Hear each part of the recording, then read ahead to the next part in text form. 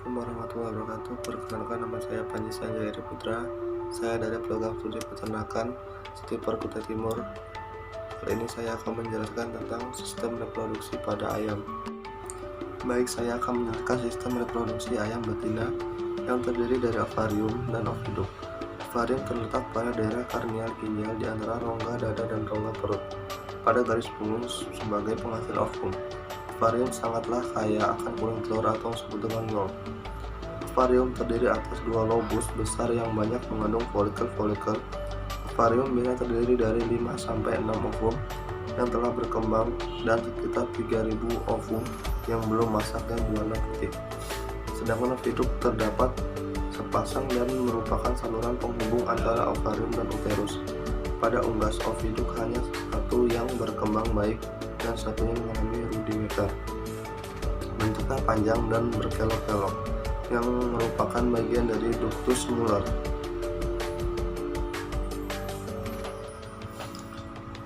Baik, yang pertama adalah ovarium, terdiri dari kurang lebih 1500 folikel yang menempel pada permukaan ovarium dengan perantara tangkai yang bertanam di dalam jaringan ikat yang berpembuluh darah pada ovarium. Masing-masing tangkai tersebut mengikat banyak folikel. Satu folikul dipenuhi oleh ovum. Sebelum terjadi ovulasi, ditemukan daerah yang tidak dialiri darah yang disebut dengan stigma.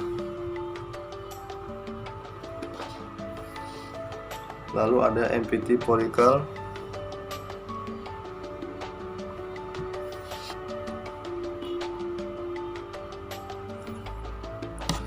Selanjutnya, infundibulum merupakan bagian teratas dari oviduk dan mempunyai panjang sekitar 9 cm. Infundibulum berbentuk seperti corong atau fimbra dan menerima telur yang telah diovulasikan. Seperti ini bentuknya. Pada bagian caliciferous merupakan tempat terbentuknya kalaza, yaitu suatu bangunan yang tersusun dari dua tali mirip ranting yang bergulung memanjang dari kuning telur sampai ke kutub-kutub telur. Selanjutnya adalah magnum. Magnum merupakan saluran kelanjutan dari oviduk dan merupakan bagian terpanjang dari oviduk. Batas antara infundibulum dengan magnum tidak dapat terlihat dari luar. Magnum mempunyai panjang sekitar 33 cm dan tempat disekresikannya albumen telur. Proses perkembangan telur dalam magnum sekitar 3 jam. Selanjutnya, setelah melewati infundibulum, telur masuk ke dalam isthmus. Ini yang disebut dengan isthmus. Dan magnum terdapat garis pemisah nampak jelas yang disebut dengan garis penghubung isthmus magnum. Panjang isthmus sekitar 10 cm dan merupakan tempat terbentuknya membran sel selaput kerabang lunak yang banyak tersusun dari serabut protein yang berfungsi melindungi telur dari masuknya mikroorganisme ke dalam telur. Selanjutnya adalah uterus. Uterus merupakan bagian oviduk yang melebar berdinding kuat. Di dalam uterus, telur mendapatkan kerabang keras terbentuk dari garam-garam kalsium. Uterus sel gland mempunyai panjang sekitar 10-12 cm dan merupakan tempat perkembangan telur paling lama di dalam oviduk, yaitu sekitar 18-20 jam. Selanjutnya, bagian akhir dari oviduk adalah vagina dengan panjang sekitar 12 cm. Telur masuk ke bagian vagina setelah pembentukan oleh kelenjar kerambang sempurna di dalam uterus. Pada bagian vagina, telur hanya dalam waktu singkat dan dilapisi oleh mukus yang berguna untuk menyumbat pori-pori kerabang sehingga invasi bakteri dapat dicegah. Kemudian telur ini dari vagina keluar melalui kloaka. Selanjutnya adalah sistem reproduksi unggas jantan yang terdiri dari dua testis bentuknya elips dan berwarna terang dan menghasilkan sperma yang masing-masing mempunyai sebuah saluran sperma yang bernama vas deferens serta sebuah kloaka yang menjadi muara dari sistem reproduksi tersebut. Alat reproduksi unggas jantan terdiri dari alat kelamin pokok dan alat kelamin pelengkap. Alat kelamin pokok adalah organ yang langsung membentuk spermatozoa, yaitu testis. Alat kelamin pelengkap terdiri dari saluran yang menuju kloaka, yaitu epididymis, vas deferens, dan papillae. Testis pada unggas berbentuk bulat seperti kacang. Terletak ventral dari lobus anterior ginjal. Ukuran testis tidak terlalu konstan karena menjadi besar pada saat musim kawin. Bagian kiri sering lebih besar dari bagian kanan. Pinggir medial testis sedikit konkav dan mempunyai penjuluran kecil pipih yang dianggap sama seperti epididymis pada mamalia. Dari situlah keluar saluran vas deferens yang secara bergelombang lateral terhadap ureter yang masuk ke dalam kloaka. Selanjutnya adalah epididymis. Epididymis berjumlah sepasang dan terletak pada bagian sebelah dorsal testis. Epididymis berfungsi sebagai jalannya cairan sperma ke arah kaudal menuju kaudal epididymis. Selanjutnya adalah ductus deferens. Jumlah sepasang pada ayam jantan muda kelihatan lurus dan pada ayam jantan tua tampak berkelok-kelok. Letak ke arah kaudal menyilang ureter dan bermuara pada kloaka sebelah lateral urodeum. Saluran deferens dibagi menjadi dua bagian, yaitu atas yang merupakan muara sperma dari testis, serta bagian bawah yang merupakan perpanjangan dari saluran epididymis yang disebut saluran deferens. Saluran deferens ini akhirnya bermuara di kloaka pada daerah proctedium yang berseberangan dengan urodium dan coprodium. Di dalam saluran deferens, sperma mengalami pemasakan dan penyimpanan sebelum diejakulasikan. Pemasakan dan penyimpanan sperma terjadi pada 65% bagian distal saluran deferens. Selanjutnya adalah organ kopulasi. Pada unggas, ductus deferens berakhir pada suatu lubang papila kecil yang terletak pada dinding dorsal kloaka. Papila kecil ini merupakan rudimeter dari organ kopulasi. Alat kopulasi pada ayam berupa papila penis yang mengalami rudimeter kecuali pada itik berbentuk spiral panjangnya 12-18 cm. Pada papila ini juga diproduksi cairan transparan yang bercampur dengan sperma saat terjadinya kopulasi. Selanjutnya adalah macam-macam jengger unggas. Jengger merupakan pertumbuhan berdaging atau balung di atas kepala burung galliformes, terutama kalkun, burung pegar, dan ayam negeri. Jengger umumnya lebih besar pada jantan daripada betina.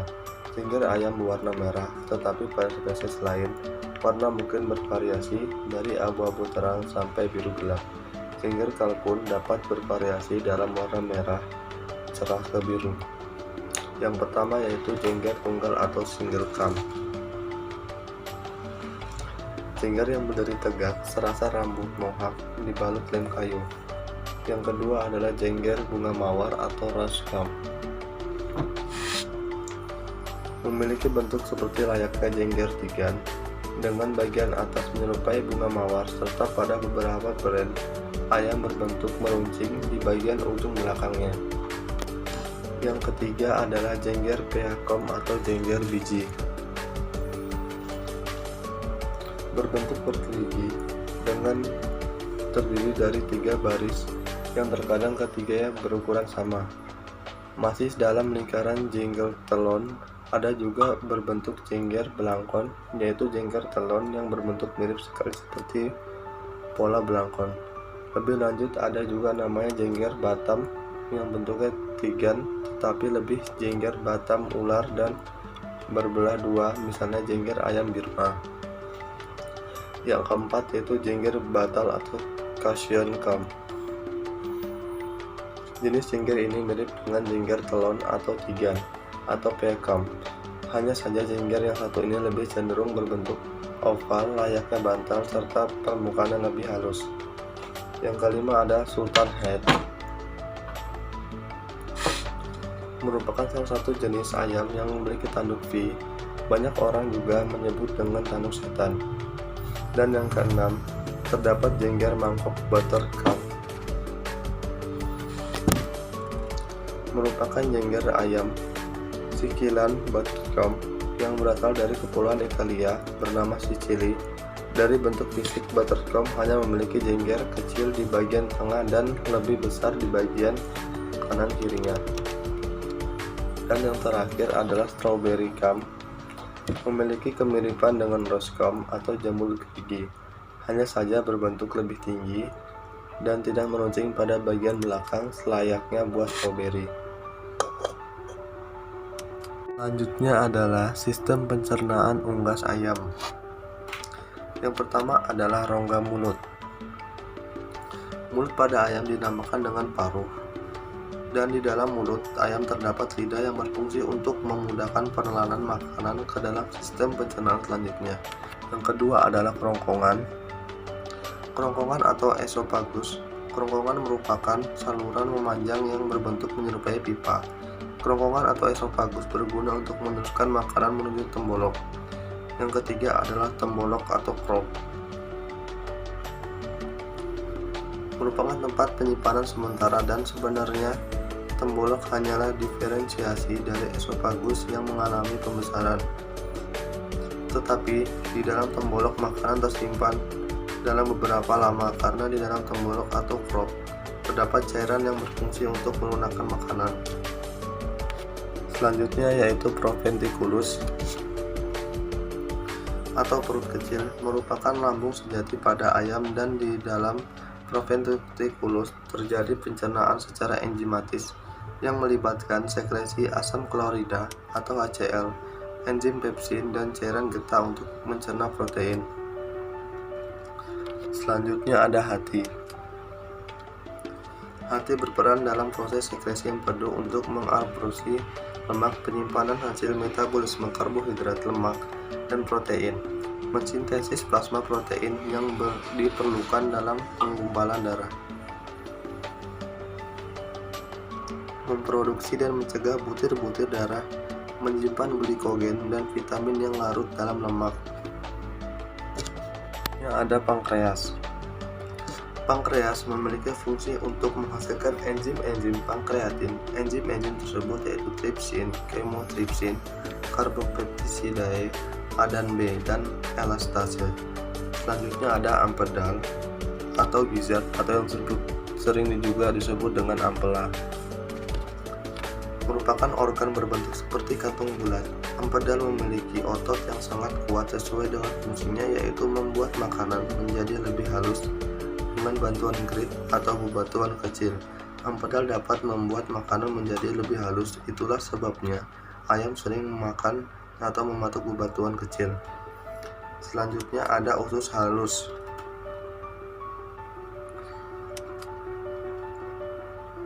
Pada ayam terbagi dalam 3 bagian, yaitu duodenum, jejunum, dan ileum.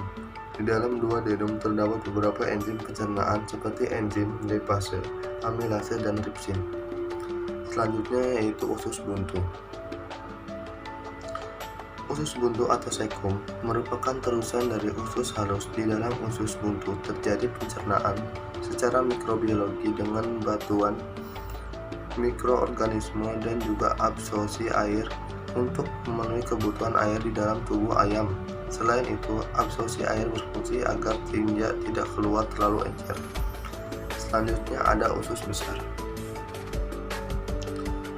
Merupakan saluran seperti usus halus, akan tetapi memiliki ukuran yang lebih besar. Di dalam usus besar terjadi absorpsi air. Dan yang terakhir yaitu adalah kloaka, yang merupakan saluran akhir sistem pencernaan ayam atau unggas, yang berfungsi sebagai saluran buang hasil sistem pencernaan seperti feses yang bercampur dengan urin dan juga asam urat. Selanjutnya adalah bulu unggas. Bulu ayam berdasarkan strukturnya ada 3 macam bulu utama, yaitu plumae, contour feather, plumulae, downy feather, dan phyloplumae, hair feather. Yang pertama adalah bulu contour.